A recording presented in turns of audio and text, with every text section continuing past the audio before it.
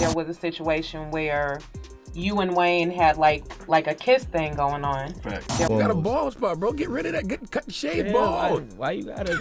Damn, I can't. Give me some time to grow out here. Grow, Nick, come here. Get the camera, good. Nick. Hey, yo, Nick, if you come over here, I'm gonna whip your ass, my nigga. Nick, go over there, or I'll beat your ass, my nigga. Where'd you go to college? I ain't go to college, but I turned it down. And they offered me like 15, some shit like 10 million or something like that. 5 million, something like that. Wait. They offered you $5 million to play the drum? Yeah. What are we doing here? Are you sure they offered you $5 million to play I turned it down. One rap interview and everything got exposed. Kevin was called out over a $400 million deal. Another rapper was outed for meeting up with a transgender woman. These are the moments when rappers were exposed by interviewers. Let's start with Diddy. Today, a lot is known about his lifestyle and shady behavior. But back in 2018, people still questioned his sexuality. During a Breakfast Club interview, he was completely exposed. At the time, nobody took it seriously. Charlemagne Tha God asked him about a compilation video that went viral. In that video, Diddy said a few questionable things. He acted like he had no idea what Charlemagne was talking about. But then, Charlemagne played the actual clip right there during the interview. Diddy was caught off guard, and he had nothing to say.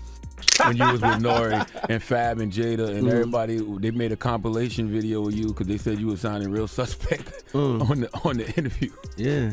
Did you see that? Of course, I didn't see it. Nah, I didn't see it. You didn't see it? I swear to God. Come on, man. You saw that on World Star and on the gram. Check this out. You know what I'm saying? I don't play games. Y'all know. You know what I'm saying? I'm a grown man. I don't play games. I was coming off of being in Miami a night of party, and I don't really remember what I was saying. Would you like a reminder? Yeah, sure. Play some. Hey, yo, listen, yo, I love it all. I love it all, man. I like when you like this, Daddy. Yeah, where you put my bag? Daddy, I like when you scrambling and scraping for shit.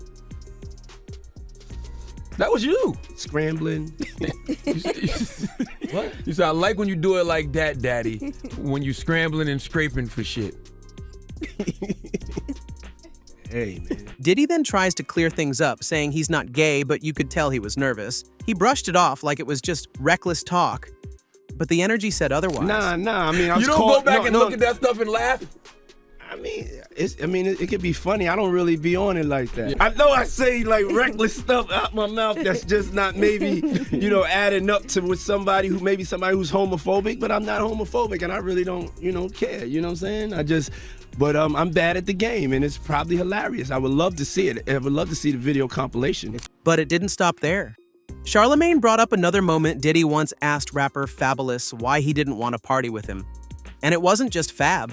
A week earlier, 50 Cent was on the Breakfast Club too. And even he said the whole thing felt kind of sus. He told Charlemagne Diddy once offered to take him shopping. He doesn't even know what he's saying is like fruity. You know what I'm saying? Like, he said something fabulous and he goes, but me and you, we ain't party. Like, we need to party. What are you talking about? He said something to me one time, a long time ago. At Chris Lighty's wedding, he told me he'd take me shopping. I looked at him like, what'd you just say?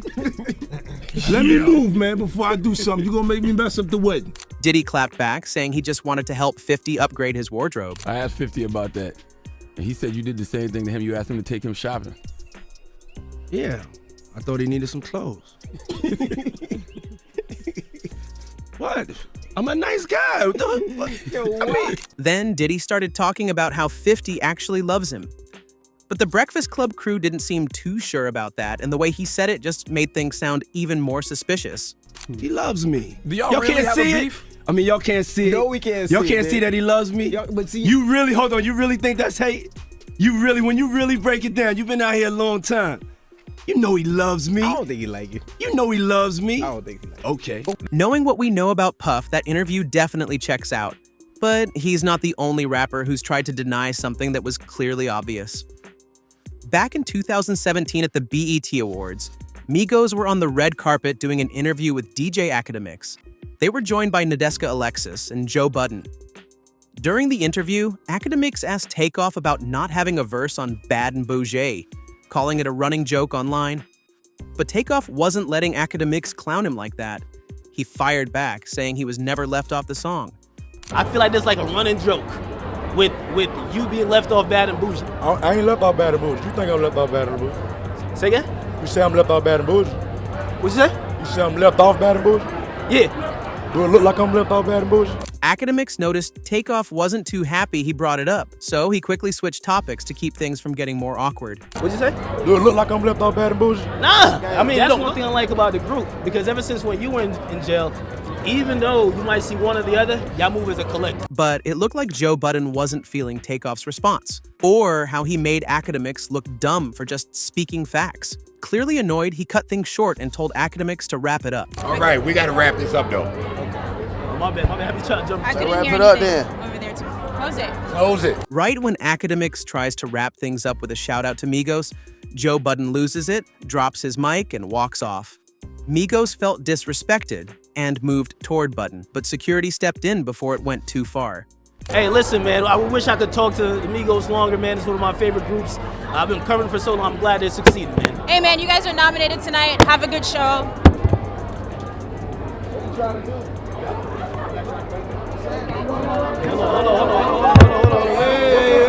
Wait. No. Wait. Where's their security guard? Where's their security guard? Chill. Even if Takeoff didn't want to admit it, we all know he wasn't on that track. And later, Quavo actually explained why. On the Rap Radar podcast a few years later, host Elliot Wilson asked if maybe Takeoff just wasn't feeling the beat. That's when Quavo jumped in and answered for him, saying it all came down to timing. Can I ask you respectfully, because it became a whole moment of Bad and Bougie, like, was it something about Bad and Bougie why you didn't want to rap on that beat? Like, why wasn't you on that song when it came out, ultimately? That time, we was just trying to get something out. We was actually pissed off because we didn't have no music out. Yeah. We ended up leaking. We ended up leaking Bad and Bougie on SoundCloud. Wow. First. You know what I'm saying? And then, I wasn't even finna be on it. It was gonna be. Offset kind of brought that idea. I had to do my verse like on some quick, fast, in a rush. So it was just like everybody running to the song and trying to get it done. Things are about to get even crazier, because this next rapper straight up lied about turning down a real $5 million college scholarship to chase rap instead. In a 2023 interview, Big Boogie was chopping it up with Bootleg Kev, talking about how he came up in the game. Then Kev asked where he went to college, and that's when Boogie dropped a wild claim about turning down a $5 million offer in Jacksonville to focus on music. Even Kev didn't believe him. Where'd you go to college? I ain't go to college, but I turned it down. Oh. Yeah, I turned it down just to do this, just to grind from the rap. So you had an opportunity to do the drumming thing? Yeah, a scholarship and everything. Where at? I think it was like in Jacksonville. Yeah, a big band in Jacksonville. It was a big college though, and they offered me like 10 million or something like that, 5 million, something like that. They offered you $5 million to play the drum. Yeah. What the fuck are we doing here? Like what? Yeah, like you know what I'm saying. But I was so younger. Like wait. I didn't know what it was. Are you sure they offered you $5 million? I turned it down. A few months down the line, 2C pulled up to the podcast and Kev brought up Big Boogie's scholarship story again. That's when 2C didn't hold back, calling Boogie out and saying he was straight up capping about it all. Did you ever get any scholarship offers when you were coming up? Yeah, I had a scholarship. You know, Big Boogie got $5 million to play the drums. He told me about it right here. I thought he said 15. I don't want to lie, I'm going to tell Boogie though. Yeah, let him know. Boogie cap. Yo, ass cap. I got to see this. Tried to tell him without telling him. I'm gonna tell him. Got $5 million, boy. Your ass is dumb. You start rapping, this. Yeah, like Drumline had to have been about you, bro. Yeah, that had to be about him. Nick Cannon won't even get $5 million for no motherfucker. He didn't get $5 million for Drumline. Hell nah. What the fuck? You getting $5 million, boy? Big Boogie. We might need to go back to that shit. Manage you personally. A year later, Big Boogie was back on the podcast, and after getting called out by tons of people for that viral claim, he finally admitted the scholarship wasn't really worth $5 million. The last time you were here, we went viral. Yeah. You know what was crazy about that though? When you text me and said, "We viral, let's do it again." You must be the greatest drummer of all time. Yeah, gotta be. It's safe to say you just got offered to go play drums for a school. Yeah. Not millions of dollars. Yeah, not them millions of dollars. But yeah, I would have been rich.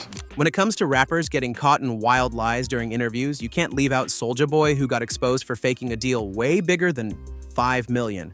Back in 2019, Soulja was on The Breakfast Club, bragging about all kinds of things.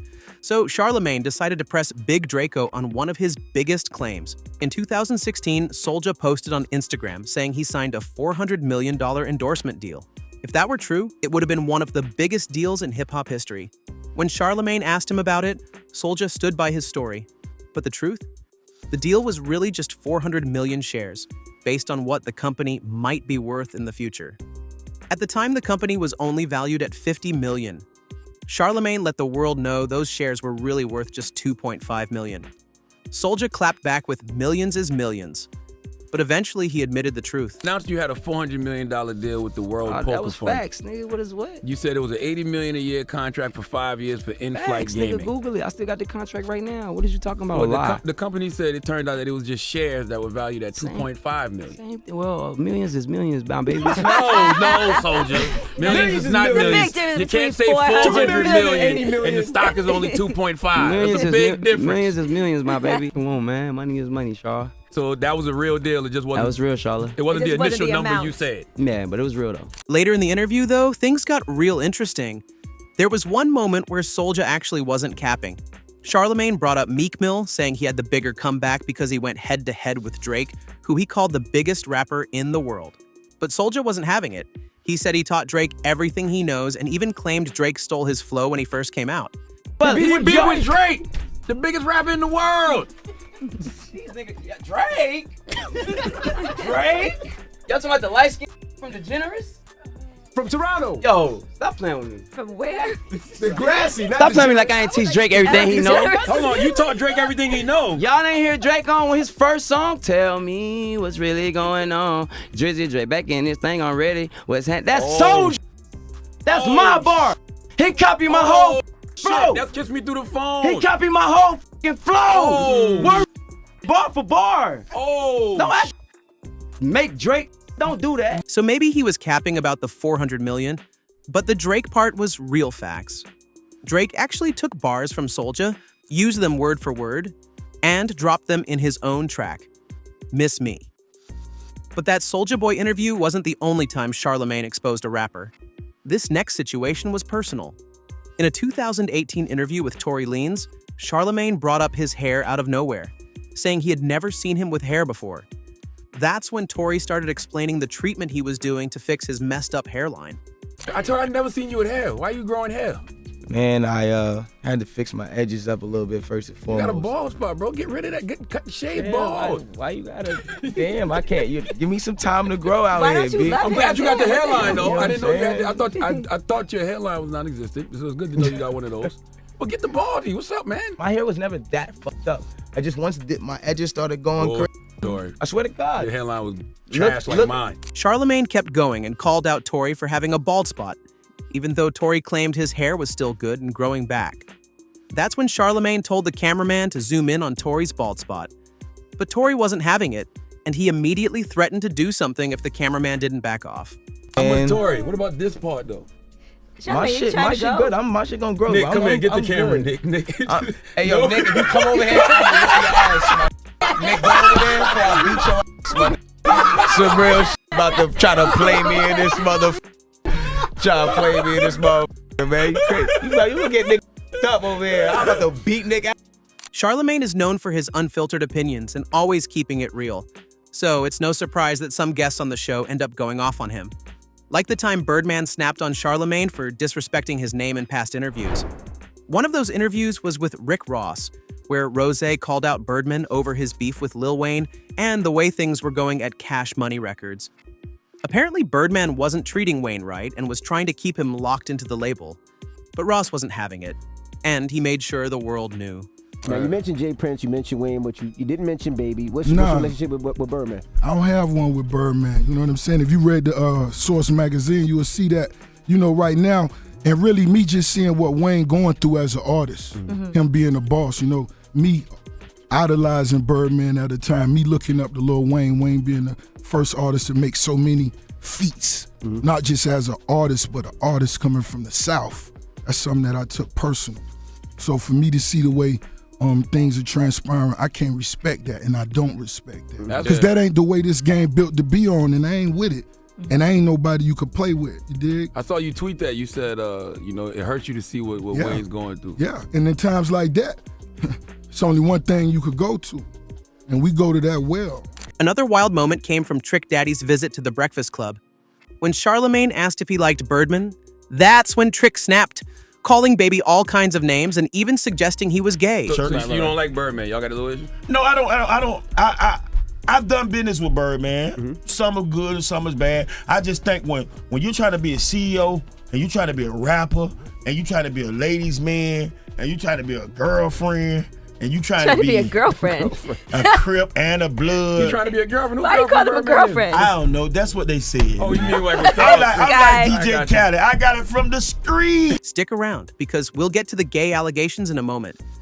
But staying with this situation, the next year, Birdman came on the show himself to let Charlamagne and the crew know they better stop playing with him. He went off on all of them before the show even started. Y'all ready? Yes, sir. I want to start this off straight, telling all three of y'all stop playing with my name. Let's go on there. Let's go. Stop playing with my fucking name. Let's do it on camera. Stop playing with my name. Let's go right on there.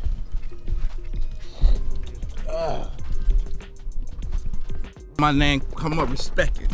Let's go. Stop playing with my fucking name. All three of y'all, stop playing with my name.